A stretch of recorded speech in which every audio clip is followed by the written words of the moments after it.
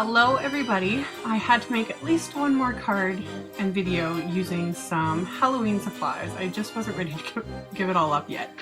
So for today's card, I'm going to use some of the MFT Blueprints Dynamics. I've been getting a lot of requests to show some more cards with those. This time I'm using the Blueprints 8 Dynamics, and I'm following one of the layouts they provide in one of their PDF files with the dynamics, which I'll link to on my blog.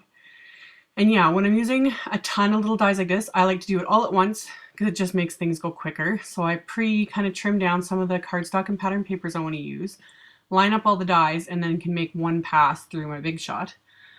With smaller dies like this, if your cutting plate is as messed up as mine, like it's hard to tell on video, but it's actually really bowed. What helps is to kind of tape the dies in place, which I do a lot. That way they don't shift when you put the second plate over it and run it through. There is a magnetic platform that you can get, which I'm eventually going to have to get my hands on because I think that would make things so much easier. But like with this one, I pre-die cut the little piece of orange cardstock, and then I lined up the friend die, taped it down so it wouldn't shift, and then that way it cut straight because that was pretty important. With other ones it's not as important, but you don't want them like you're just little dies popping all over the place, because once it comes through the big shot machine, that can kind of happen when the cutting plate is so bent. Like mine's horrible. I really need to switch to one of the new ones, but I'm still making it last as long as possible.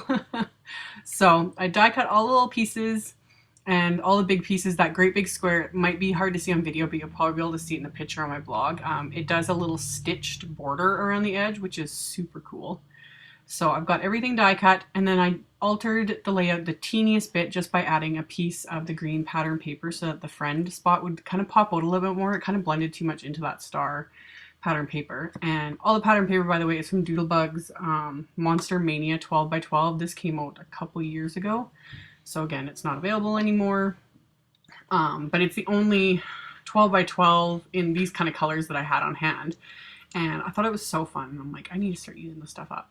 So actually, in the end, it's not as much a Halloween card. It kind of looked like something you'd give to like a preteen or something. So I'm kind of thinking that my kids are going to love these sorts of cards when I show it to them, because yeah, the colors are just kind of, it's all just kind of funky and yeah, bright colors. So another little tidbit is with something like the 3 squares there, I like to lay those things out on the card before I adhere them, and then while I'm adhering them, they're in place so that they're evenly spaced. Otherwise it just ends up being a mess, and if they look off, well, you end up pretty much having to redo the whole card front, because once it's adhered, it's stuck. Because again, I'm using my Tombow Mono Multi for everything this time.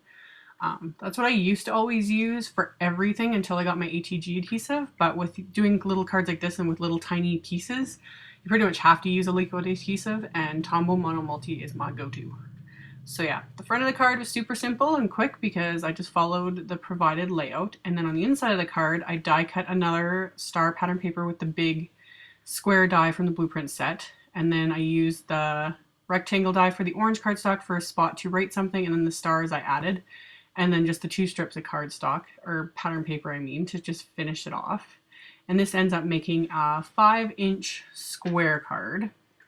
So then, another reason why I chose this pattern paper was because it was big enough to cut down to make a matching little envelope, because now that I'm using this We Are envelope punch maker, it's super awesome. So I just followed the directions on the board for a 5-inch square card, which is just 8 1/8 inch wide square paper.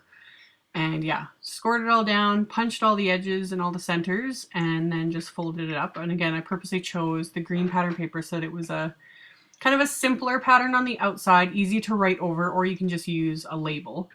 And then on the inside, since it's double-sided paper, it's got the funky little pattern on the inside, which I think is just so much fun.